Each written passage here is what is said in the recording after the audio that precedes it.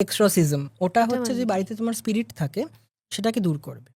ওটা যদি অয়েলটা জ্বালানো হয় স্পিরিটের প্রবলেমটা আচ্ছা আস্তে আস্তে ধরো আমি সলভ হবে। জানি না যে বাড়িতে স্পিরিট আছে কি নেই, হুম।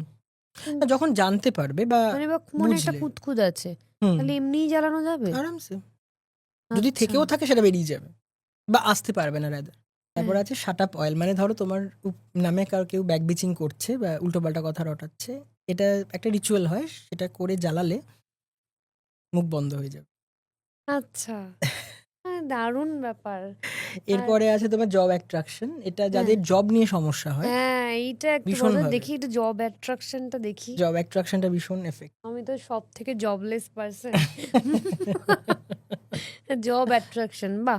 এটা এটা কিভাবে কাজ করে? জাস্ট ওই তোমার ডিফিউজারও জ্বালাতে পারে, প্লাস একটা এর সাথে তোমার রেমেডি হয় সেটা করতে।